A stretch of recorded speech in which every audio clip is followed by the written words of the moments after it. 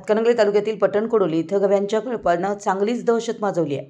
आपले वन्यजीव अधिवास सोडून 50 ते 60 किलोमीटर लांब गव्यांचा कळप पटणकोडोली इथं आल्यानं शेतकरी आणि ग्रामस्थ भयभीत झालेत।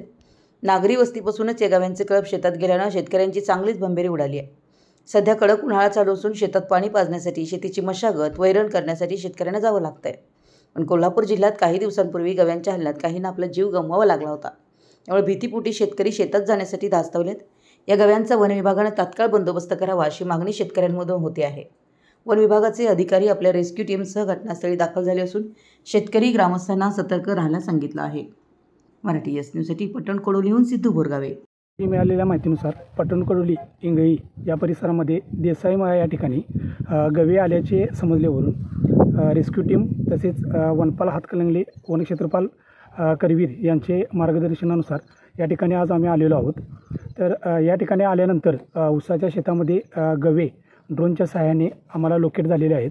तरी येथील परिसरातील शेतकऱ्यांना एवढंच आम्ही एक इशारा देतो की संध्याकाळच्या वेळी जे शेतीची कामं असतील ते करताना सावधानतेने करण्यात यावीत आणि थोडे दिवसात आम्ही त्यांना जंगलाच्या दिशेने नेण्याचा प्रयत्न करत आहोत।